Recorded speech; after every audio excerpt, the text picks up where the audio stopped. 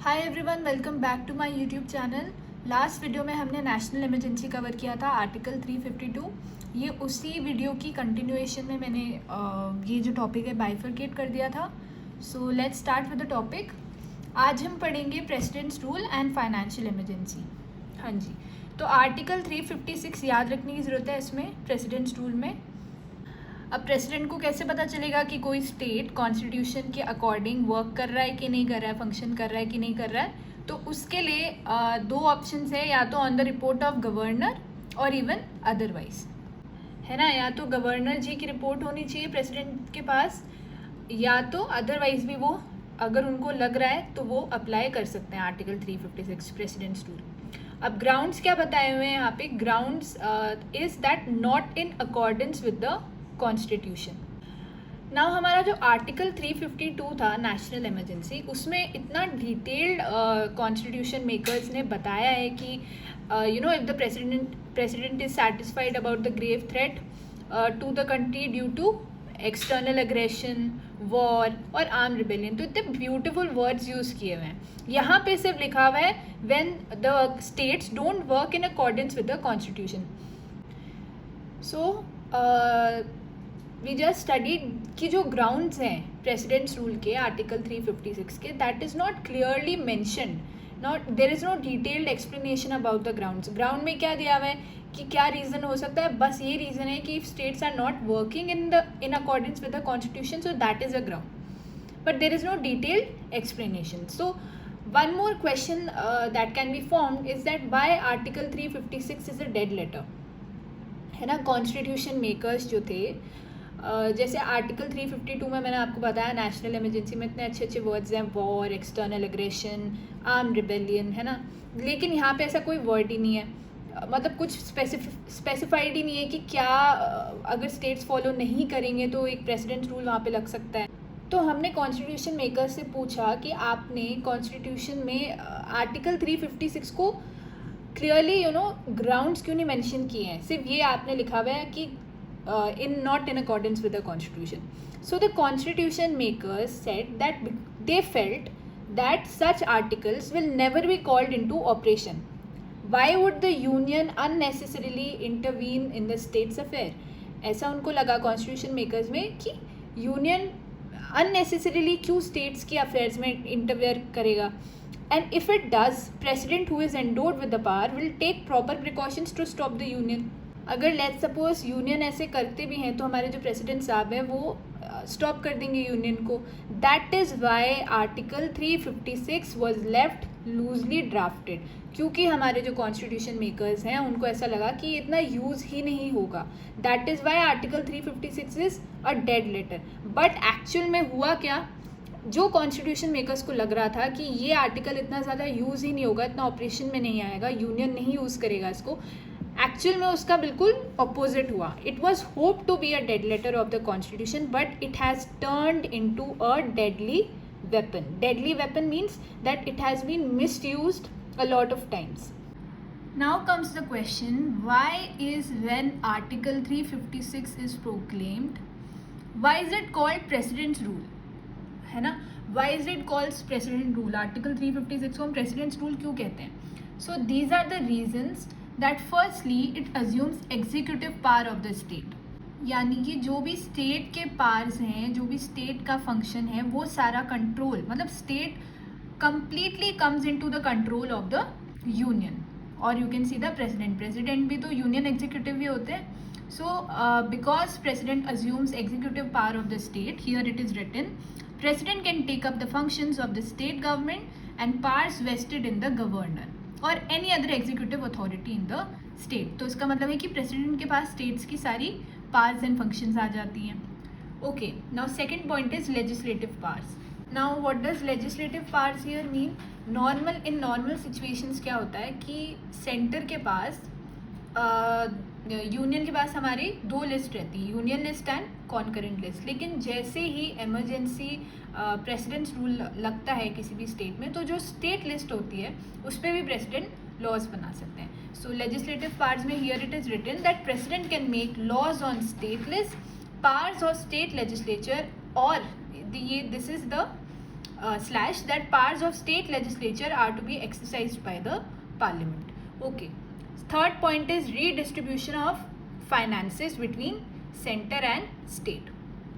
And he can, the fourth point is he can take all other necessary steps including the suspension of the constitutional provisions relating to any body or authority by state. So these are the reasons why Article 356 is also called the President's Rule, because all the powers of the state, all the functions of the state are exercised by the President.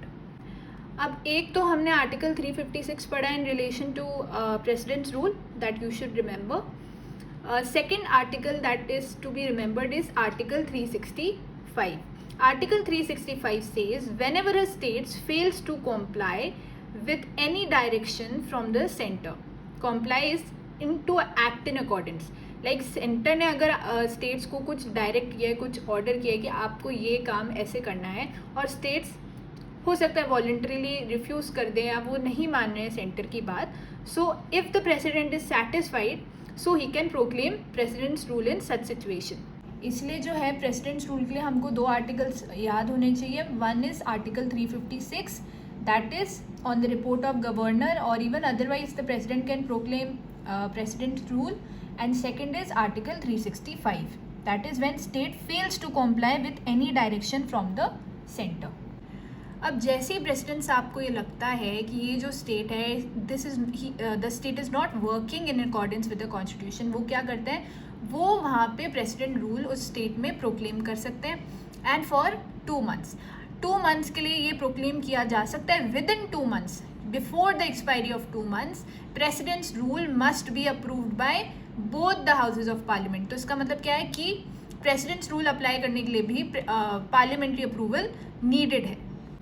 जब presidents rule proclaim कर दिया गया है तो इस बीच में president on aid and advice of council of ministers he can either suspend or dissolve the legislative assembly of that particular state जहाँ पे भी प्रेसिडेंट्स रूल प्रोक्लेम किया गया है.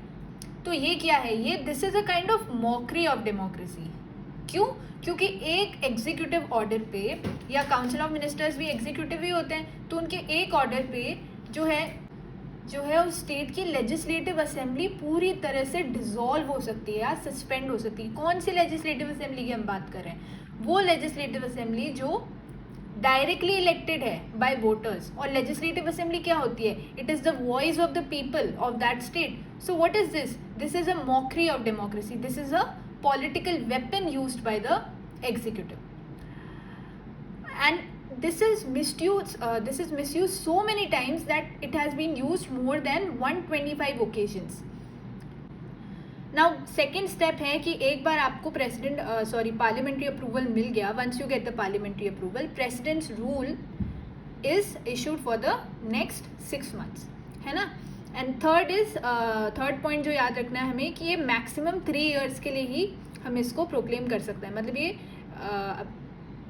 मतलब मैक्सिमम 3 years के लिए ये किसी भी स्टेट में रह सकता है प्रेसिडेंट्स रूल, है ना. लेकिन यहाँ पे हमें ये जानना ज़रूरी है कि beyond 1 year extending the president's rule beyond 1 year is very difficult, है ना. इसके लिए 2 conditions हैं कि फर्स्ट ईयर तो चलो प्रेसिडेंट रूल लगा दिया, दैट्स नॉट ओके, बट हाँ फर्स्ट ईयर के लिए ईजी रहता है. लेकिन बियॉन्ड 2 years बियॉन्ड 1 year अगर आपको 2 सालों और के लिए 2 years के लिए आपको अगर एक्सटेंड करना है तो उसकी 2 कंडीशंस ये हैं कि first is election commission of India must certify that the general elections to this legislative assembly of state cannot be conducted in free and fair manner. And second is national emergency should be in operation in the whole of the India or any part of India. So this means that the election commission को, जो election commission of India है, वो ये certify कर दे कि ये जो state है यहाँ पे फ्री एंड फेयर इलेक्शंस नहीं हो सकते हैं. तो एक तो ये कंडीशन है अगर आपको बियॉन्ड 1 year एक्सटेंड करना है. दूसरा ये है कि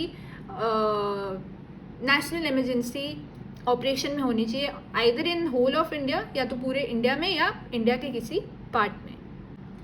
हाँ जी. So now the next point is why is this a political weapon, है ना. I have repeated this a lot of times कि जो आर्टिकल 356 है president's rule, it is used as a political weapon, है ना.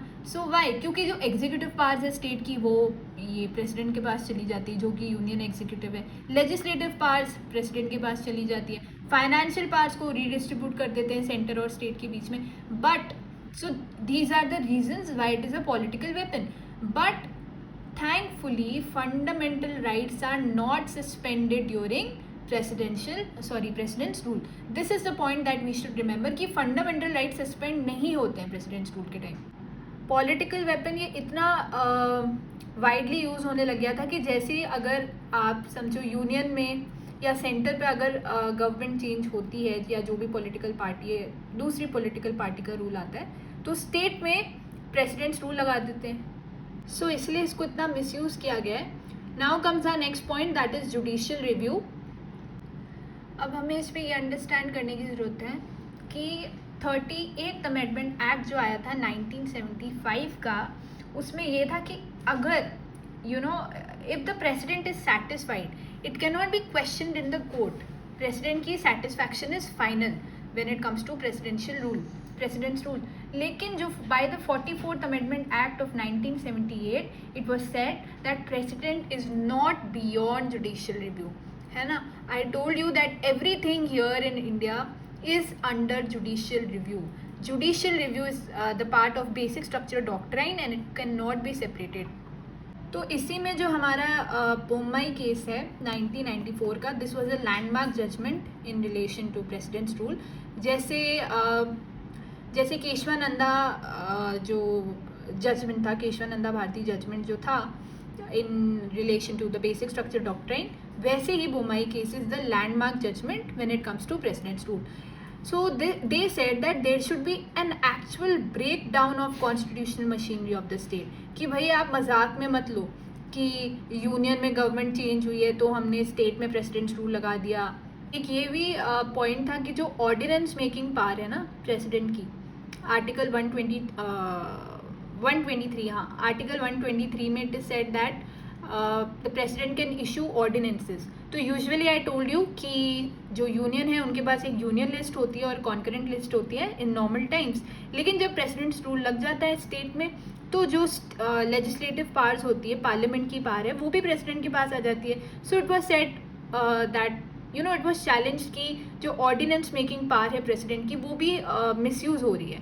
सो इसीलिए जो हमारे बोम्मई केस में ये कहा था कि आप ऐसे ही नहीं कि बस कुछ भी कि ये हो रहा है वो हो रहा है इसलिए हमने प्रेसिडेंट्स रूल लगा दिया. There should be an actual break down of constitutional machinery of that state, तभी वहाँ पे प्रेसिडेंट्स रूल लगा सकते हैं. मतलब एक वैलिड रीज़न होना चाहिए, ऐसे ही नहीं कि बस हुआ तो हमने प्रेसिडेंट्स रूल लगा दिया. Now comes our next point that is article 360 financial emergency. Okay, so no financial emergency has been declared in India. Luckily, no financial emergency has been declared in India. Though we were close to it in 1991, there was financial crisis, but कभी भी financial emergency India में नहीं लगाई गई है. अब यहाँ पे as we can see it is clearly written credit balance. हाँ, so if president is satisfied, अब वापस वही, if president is satisfied कि there is grave threat to the credit balance of India, हमारा जो क्रेडिट बैलेंस है वो instable हो गया है, तो फाइनेंशियल इमरजेंसी जो है वो लगा सकते हैं. और जब फाइनेंशियल इमरजेंसी लगाई जाती है, आर्टिकल 360 जब अप्लाई किया जाता है, all the financial arrangement between states is redistributed. Okay so for once the president has proclaimed for the next 60 days you are in financial emergency, but you need the parliamentary approval before the expiry of 60 days. इसका मतलब है कि president ही financial emergency proclaim करेंगे और revoke भी वही कर देंगे, हटा भी वही देंगे. ओके, देयर इज़ नो इसके लिए कोई पार्लियामेंट्री वो प्रोसेस नहीं होता है, legislative process. Since we have no credit balance, all the salaries, allowances, privileges of all the government officers and servants, they either reduce or completely suspend. तो इसका मतलब है जो भी हमारे गवर्नमेंट ऑफिसर्स होते हैं, सर्वेंट्स होते हैं, उनकी सैलरीज, अलाउंसेस, प्रिविलेजेस पे भी फाइनेंशियल इमरजेंसी का इफेक्ट पड़ता है. या तो ये कम्प्लीटली सस्पेंड हो जाएंगी or either reduce. And plus this is also a very important point, including the judges of Supreme Court and High Court. क्योंकि क्या है ना, नेशनल इमरजेंसी में जुडिशरी पे कोई इफेक्ट नहीं पड़ता है, प्रेसिडेंट्स रूल में भी कोई जुडिशरी पे इफेक्ट नहीं पड़ता है, लेकिन फाइनेंशियल इमरजेंसी में जो सुप्रीम कोर्ट के जजेस हैं, हाई कोर्ट के जजेस हैं, हमारी जुडिशरी पे भी इफेक्ट पड़ता है. Things to remember about financial emergency: no maximum period, and second is repeated parliamentary approval is not required for its continuation. हमने देखा नेशनल इमरजेंसी जो होती है वो एवरी 6 मंथ्स में पार्लियामेंट्री अप्रूवल के थ्रू हम उसको इंडेफिनेटली एक्सटेंड कर सकते हैं. Presidents rule can be extended for maximum 3 years, and in financial emergency there is no maximum period, and repeated parliamentary approval is also not required. Now comes our last part, that is what are the criticisms of emergency provisions. First, the federal structure will be destroyed and the union will become all powerful. ऐसा नहीं है कि we don't require emergency provisions, we require, but there should be essential safeguards as well, है ना, क्योंकि president's rule was so much misused that it destroyed the very spirit of democracy, you know. तो इसलिए ये भी एक criticism है कि federal structure जो है it will be destroyed and union will become all powerful. Second is that president will become a dictator because सारी पावर उनके पास आ जाती है. Third is financial autonomy of the states will be nullified. And fourth is that fundamental rights will become meaningless and democratic foundations will become destroyed. Okay, so these are the criticisms, but still we need emergency provisions to cope up with certain situations in the country, but there should be essential safeguards, as I said. So this was our today's video. If you like the video, please like, share and comment and subscribe to my channel. Thank you.